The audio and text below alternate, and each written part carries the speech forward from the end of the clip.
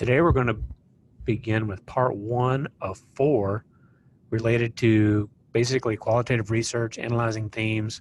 We're going to talk about iterator reliability, how you calculate that.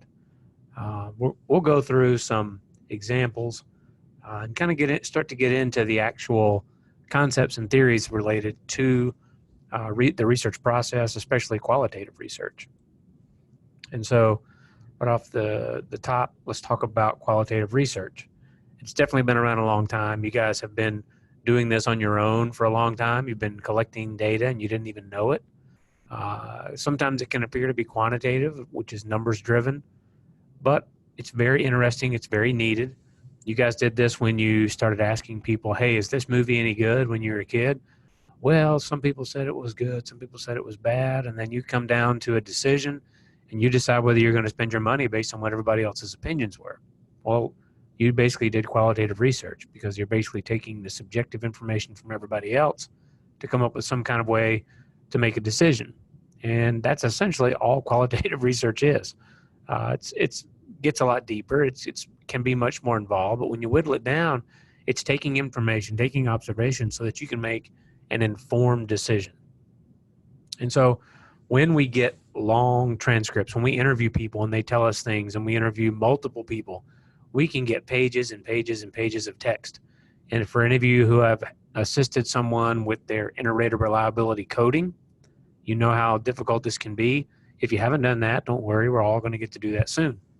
But when we analyze text, we look at five things. And the first thing is to analyze or identify the theme. And when we identify the themes, we give an outline or we provide categories for our areas to fall into. We describe the elements of the themes. We build hierarchies of the themes. We apply these to the actual text, and then we link them into some kind of theoretical model. So we try to, basically we're grouping. When we come up with a theme, then we have to group the findings within the text into those themes. And so again, a theme is just a method of analyzing text.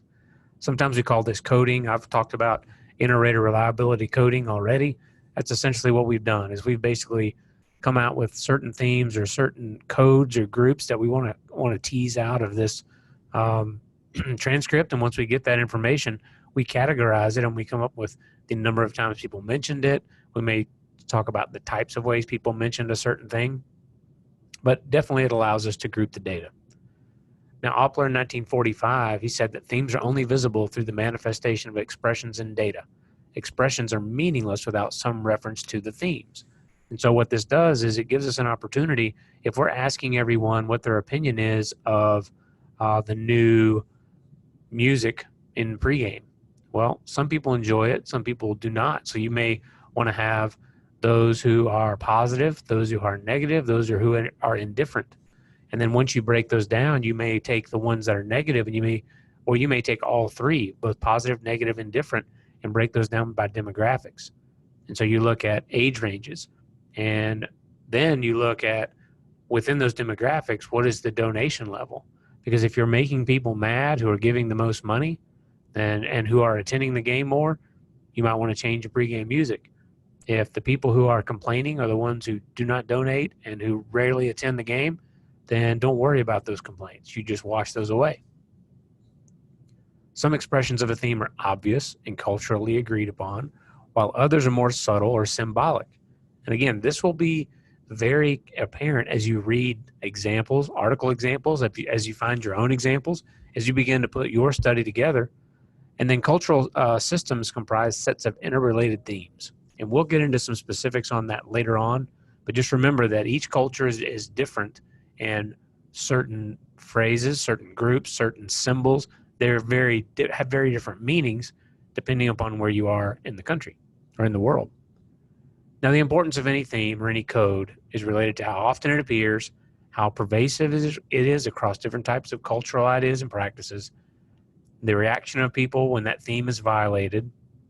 And what I mean by theme is violated is how many people are happy, how many people are unhappy, that kind of thing.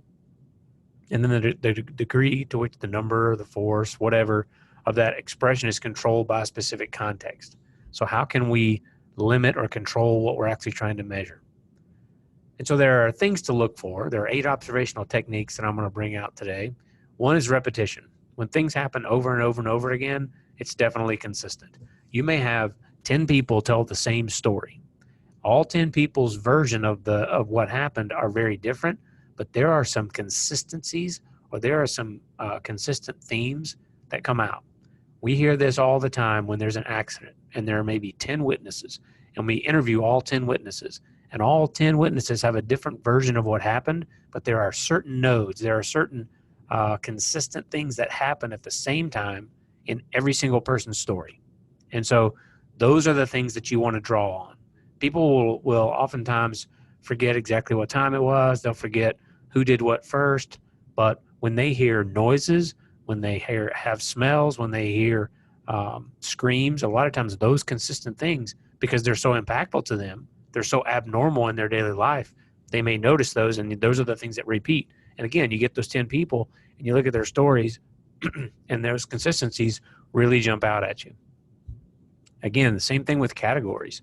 You may develop categories, and as people are coding your material, all of a sudden these categories start to fill up, and within a category, it really could be split into two. And so you look for that. You look for different metaphors and analogies that people use, because, it's as big as a house. Well, if everybody's saying that, there's something to the size of this thing. Maybe they're not saying that's as big as a house. It's the biggest thing I've ever seen. It's as big as a dump truck. Whatever it is, when someone continues, when there are analogies and metaphors consistent with not necessarily word for word, but the meanings, those are consistencies. Those are repetition. And then you want to look at transitions. So you have paragraphs, pauses. I think more than anything, when you are doing the interview, things you might overlook initially, you go back and listen to it, or when you go back and read the text, you can identify when things get uncomfortable for the interviewer. So when the person's answering questions and they become uncomfortable, there's usually pauses. There's usually words that we typically won't use. They're filler words. They don't really mean anything. It's just, give me a minute to think of something to say. It's very obvious when you get to those, depending on the type of questioning that you give. Obviously, we look at similarities and differences, some kind of relationship to linguistic connections. Is there data that's missing? Are people purposely eliminating things? And then, is there related material? So 4 additional techniques that we might talk about are cutting and sorting, and then this is grouping. This is where we take it and we kind of group it all together. We may use word lists. There's a thing called word lists and keywords and content. So keywords and content, quick. It's unique words and how often they're used. Again, if you're looking for specific words, if you want to know how many times people use the word popcorn when they're talking about how much they enjoy the game, then that's what you look for. And if they don't use the word popcorn, it's a 0. So we do word concurrence, we do metacoding, and what type of coding you should use is really dependent upon what you're actually trying to find and the type of study that you're actually doing. What do you have? Do you have the kind of text that's going to lend you to use keywords? Do you have the kind of text where you're really looking for larger themes and larger groups? Are you looking for something to narrow down to demographics? How skilled is the coder? Again, many of you are going to want to have iterator reliability coding. You're going to want to ask your classmates, because it gives them an opportunity to help you, and because people don't really enjoy doing this because it takes a lot of time. Now, does your classmate have a lot of skill in doing this?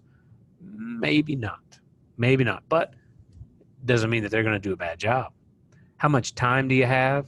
The number and kinds of themes. Again, if you've got a code book and you've got like 200 codes, you might ask me, and I'm going to say, well, it's going to cost you this much. Again, reliability and validity is key. You have to have reliability in your coding, or it's all just your opinion. Validity, is what you're doing, measuring what you say it is. But more importantly, the reliability, it's that agreement among the coders. Strong iterator reliability suggests that a theme is not just a figment of your imagination. It's something that you can use to predict what's going to happen to a population. So we're going to stop here. We're going to pick up with part 2 on analysis. So if you need a break, we're about 10 minutes in. Take a little while, try to absorb this material, and I'll be back with part 2 in just a moment.